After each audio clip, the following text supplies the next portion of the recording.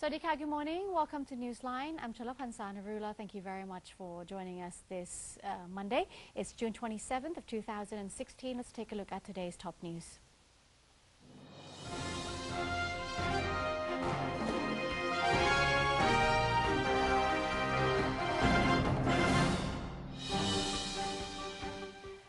In our first segment of Thailand Moves Forward, the Prime Minister has affirmed that the government's emphasis on promoting the quality of life for mothers and infants in Thailand. Government spokesperson Major General Sansern Kaew said that the government started a campaign in 2015 to tackle the problem of iodine deficiency in 44 at-risk provinces, which constitute 81.2% of all at-risk areas. It is now determined to extend the campaign to cover all communities and villages where the problems has persisted. Under the campaign, the government will provide support in the form of iodized salt for all families in these areas, as well as iodine pills for pregnant women and mothers who breastfeed their child for the first 6 months following the delivery of the baby. According to Major General Sansern, Prime Minister General Prayut Chan-o-cha has stressed the importance of the quality of life of mothers and infants, especially during early stages of child development. The Prime Minister has instructed the Ministry of Public Health to implement plans to follow up on the distribution of iodine pills to pregnant women in all at-risk villages, while launching a public relations campaign to promote the consumption of iodine supplements. The Prayut Chan-o-cha administration has initiated the Pracha Rat Rak Mckee project in the hopes of mobilizing local communities and businesses alike to bring about sustainable development to the nation and its people. NBT World's correspondent Kun Naak Rojanasuwan has more. Pracharat, or civil state approach, which seeks to unite the government, the private sector and the public, is an effective mechanism initiated by Prime Minister General Prayut Chan-o-cha and his cabinet. The approach hopes to achieve stability, prosperity and sustainability through cooperation between the three sectors.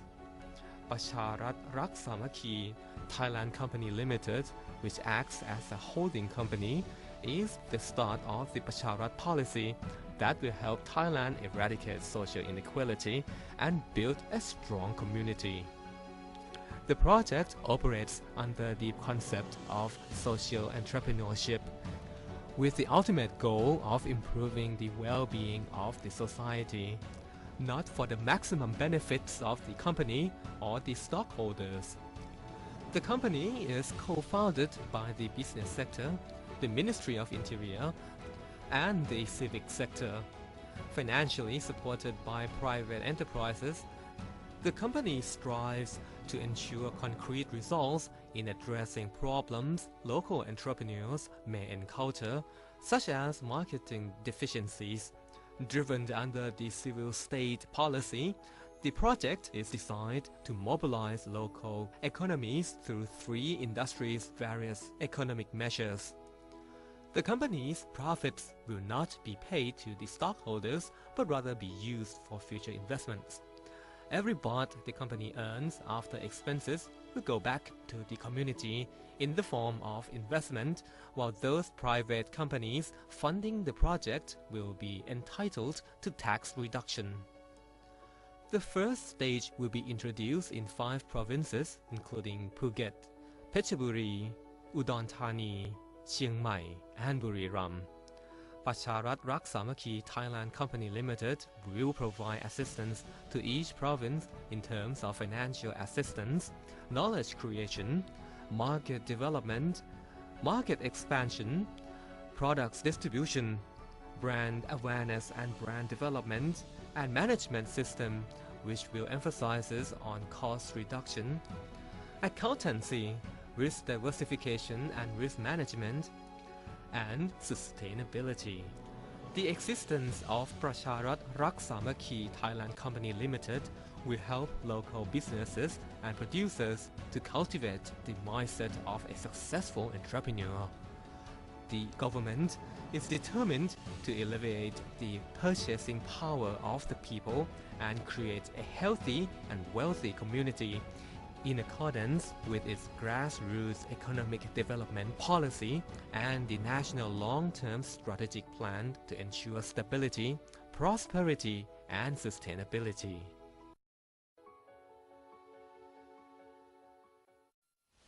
The Royal Thai government is confident that the United Nations understands the current political situation in Thailand while stressing its commitment to the country's reform roadmap. Minister attached to the Prime Minister's office, Suwapan Tanyuwattana, said that the preparations of the August 7th referendum have been proceeding as planned, adding that responsible agencies have been working in close collaboration to ensure a positive atmosphere during the period leading up to the referendum. He said the government is convinced that the United Nations understands the current situation as well as the kingdom's reform plans. The minister also expressed hopes that the country's political transition will be in accordance with the reform roadmap and that all sides will render their cooperation to achieve the reform goal. When asked about the Department of Special Investigations' attempt to arrest the abbot of Wat Phra Thammakai, Mr. Suwapan said that the DSI is working closely with the Office of National Buddhism. Due to the sensitive nature of the case, he said the DSI will avoid using force and will abide by the rule of law. The Election Commission recently organized a forum in the northeastern province of Nakhon Ratchasima to raise awareness of the upcoming referendum. The forum was held in the City Hall of Nakhon Ratchasima. Participants were informed of the nature of the draft constitution, the public referendum scheduled for August 7th, the additional question being added to the referendum ballot, and all processes leading up to the referendum. Local administrative officers, politicians, members of the public, scholars, and members of the press took part in the forum. The objective was to assist all stakeholders in understanding Thailand's transitional period and the decision they will be making on August 7th. The electoral body also took the opportunity to gather opinions in a bid to encourage public participation in political reform. Also attending the forum were Deputy Prime Minister Wisanu Krungam, Chairman of the Election Commission Supachai Somcharan, along with members of the Constitution Drafting Commission and the National Legislative Assembly. Meanwhile, Vice President of the National Legislative Assembly, or NLA, has confirmed that Thai voters will go to the polls in 2017. NLA's first Vice President, Surathai Liengbunlerchai, said that each of the so-called 5 rivers of power has been working collaboratively to direct the national reform process while ensuring peace and order within the country. Mr. Surathai said that their work facilitates the general election in 2017. He added that Thailand is currently in Phase 3 of the national roadmap, which involves drafting a new constitution and a public referendum in August. The NLA Vice President has urged the public to exercise their rights on the scheduled date. He gave assurances that the principles of the new draft charter focus on the proper steering of the national reform process as well as rectifying the problems of the past. Mr. Surathai went on to say that whatever the result of the public referendum, the new draft charter should not delay the next election, as some have claimed. The National Reform Steering Assembly has called on all members of the society to enhance national democracy. Meanwhile, the Constitution Drafting Commission insists that the Constitution respects the citizens' rights. National Reform Steering Assembly Deputy Speaker Alongkorn Phulabut said he had been observing reform members and volunteers helping the public to understand the additional question attached to the referendum ballot and found the people have an active interest in the upcoming public referendum. He said the majority of people were content with the reform goals and agreed that the Constitution and the additional referendum question will determine Thailand's future and place as a democratic country. He also asked all sectors of the society to uphold democracy by respecting people's rights, adding that everyone is entitled to their opinions as long as they are expressed within the legal framework. Meanwhile, the Constitution Drafting Commission, or CDC, has assured the public that citizens' rights will be upheld under the new constitution. CDC Chairman Mckee said the country-wide public referendum will not be effective if people fail to understand the Constitution. He believes the public will not be able to study every detail of the Constitution, which has a total of 279 sections, but hopes that people will spend as much time as they can studying important matters written in the draft before casting their votes on August 7th. He reiterated that the draft charter seeks to protect citizens' rights, enhance Thailand's democracy, prevent and suppress corruption, overhaul the education system, and restructure the justice system. The chairman also voiced his confidence that all the trained volunteers will be able to offer genuine clarification to the public regarding aspects of the draft constitution, the public referendum, and the additional referendum question, which asks whether appointed senators should join members of parliament in selecting the Prime Minister. The Ministry of Transport has announced that all Thai airlines have passed international safety tests and have been able to avoid inclusion on the list of airlines with substandard safety measures. Transport Minister Akom Term Pithiyaphaisit said the European Aviation Safety Agency, or EASA, has decided to remove Thailand from the blacklist of airlines whose safety practices do not comply with its standards. EASA is an agency of the European Union with regulatory and executive authority over civilian aviation safety. According to EASA announcement, a total of 214 airlines from 19 countries failed its inspection, whereas Thailand was able to avoid the blacklist thanks to its close collaboration with the European regulator and determination to comply with its safety standards. Despite the positive outcome, the minister said Thailand would continue to improve its aviation safety measures. EASA is responsible for carrying out standardization inspections every 6 months in order to make sure that civil aviation safety measures and practices of member states are up to code.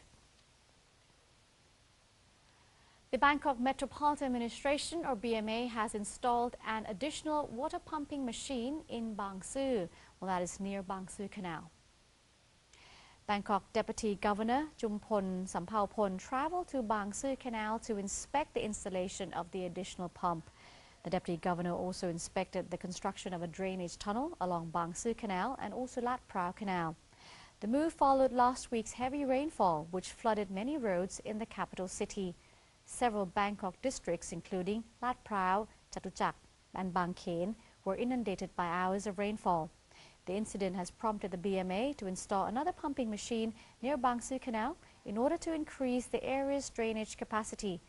With 2 machines in place, the Deputy Governor said the area can now drain 15 cubic meters of water per second. Mr. Jumpon said the construction of Bang Sue drainage tunnel is now 70% complete and will be ready by 2017. Once completed, the tunnel will help prevent flooding problems on Ratchadapisek Road, Lat Prao Road, and also on Vipavadi Rangsit. Farmers in the northeastern province of Mahasarakham have joined a cost-cutting campaign in accordance with a policy of the Ministry of Agriculture and Cooperatives.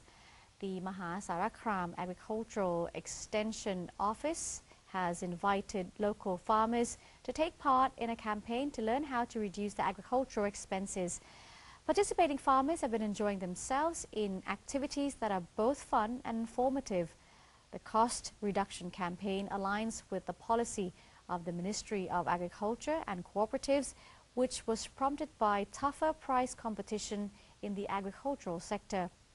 The ministry has also realized that farmers on small plots have been struggling because their standard approach to rice farming has not benefited from modern agricultural techniques. The keys to lowering farming overhead, as suggested by the ministry, include strict bookkeeping, careful selection of quality grains, practice of 1 harvest per year, as well as a decrease in the use of chemicals and chemical fertilizers. Bangkok is the most visited city in the world, according to the famous business magazine Forbes. The capital of Thailand became the first Asian city to top the MasterCard Global Destination Cities Index at 15.98 million international visitors, edging out London, the previous #1.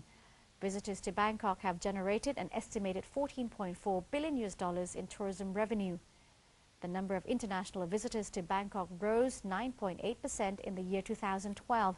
The capital's top 5 feeder cities are Singapore, Tokyo, Hong Kong, Kuala Lumpur and Seoul.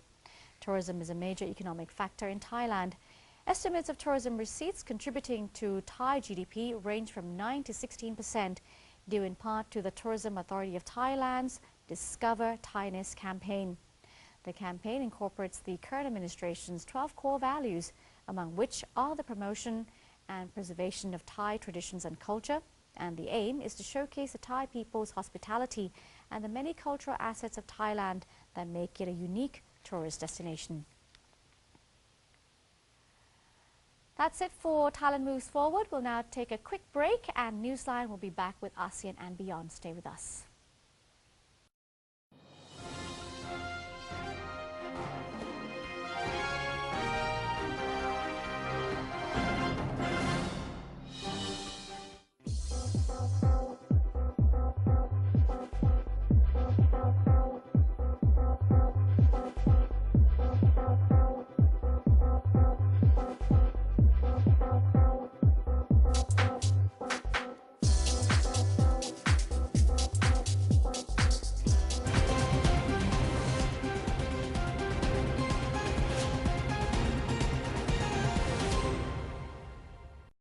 Don't trust anyone who says, "Trust me." Who's ever earned your trust? I have a friend. He's Thai. He leads a simple life. He finds joy in simple pleasures. He's sincere. He takes to heart the Buddhism belief of using reason and doing good. He follows the King's sufficiency economy theory that advises self-reliance, living without greed and being content with what you have. He shares with others. He takes care of his foreign friends like they're part of his family, and when he's upset, he compromises. He smiles even when faced with obstacles. If you're looking for a friend, what kind of friend would you like? A friend who's ready to lend a hand. A friend that you can be yourself. A friend who smiles at you with sincerity. Trust me. Trust Thailand.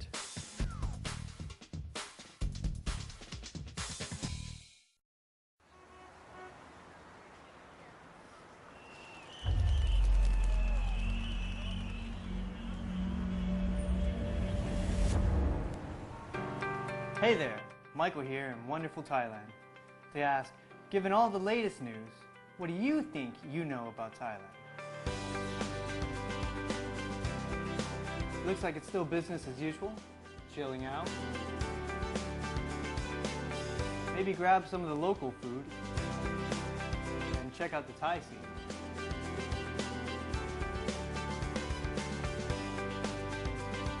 Perhaps partying a little bit with friends.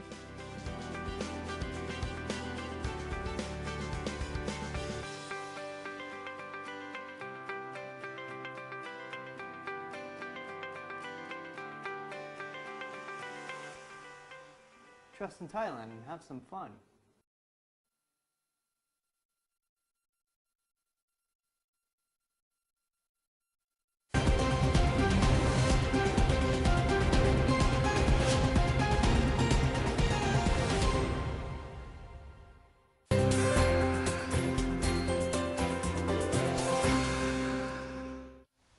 Welcome back. You're watching Newsline. This just in: a Singapore Airlines plane caught fire on the runway at Changi Airport this morning after it was forced to return to Singapore due to a fuel leak. The plane was operating flight SQ368, which departed Changi Airport Terminal 3 for Milan, Italy at around 2:05 a.m. on Monday. As the plane was landing, the engine caught fire and passengers inside could see the right wing burning. The plane reportedly landed at around 7 a.m. and the fire has been put out. Reports said there were no injuries as a result of the emergency landing and the fire, and that all passengers disembarked safely. In Vietnam, there are 5,000 villagers crafting famous traditional products for distribution to foreign countries.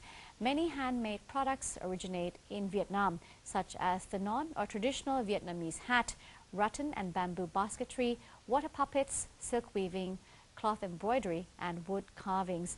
Our correspondent Kun Pimjanok Ratanapiset has more.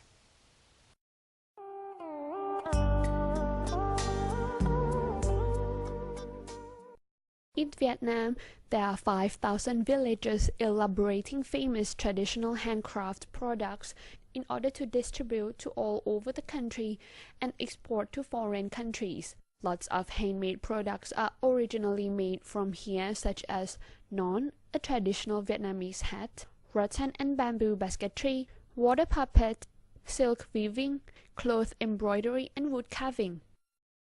Wood sculpture behind me is the only handicraft in San Dong district, which has been passed on for 1,000 years.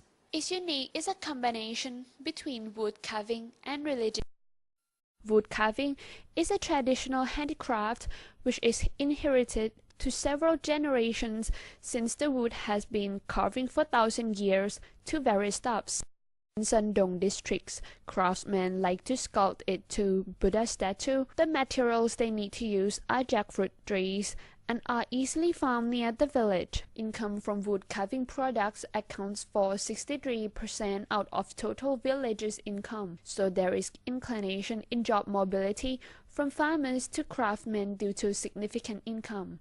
Vietnamese government gives such importance to handicraft work, as we can see that the government and Ministry of Tourism, Culture and Sports encourage that civilians the products to export to European countries and show its work to Russia, United States and Thailand. Furthermore, Russia also learns Vietnamese skills to utilize and transform to its own handicraft. On the other hand, Vietnamese government also aims to integrate to the community-based tourism development policy, and it also initiates the platform for skills and handicraft work experience exchanges in Vietnamese community.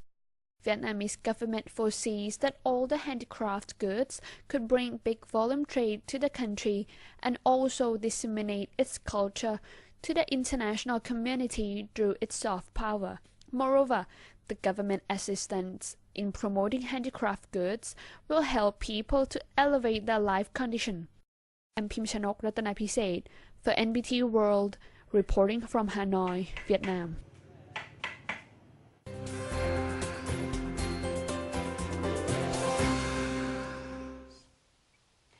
11 senior members of Britain's opposition Labour Party said they had withdrawn support for the leadership of Jeremy Corbyn, plunging the party into crisis in the wake of Britain's vote to leave the European Union.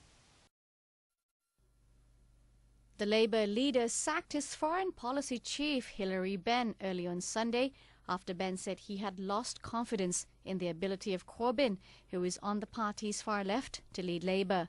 Over the course of the day, Gloria De Piero, Heidi Alexander, Lucy Powell, Ian Murray, Kerry McCarthy, Vernon Coker, Lillian Greenwood, Carl Turner and Seema Malhotra all announced they were stepping down from Corbyn's top team, known as the Shadow Cabinet.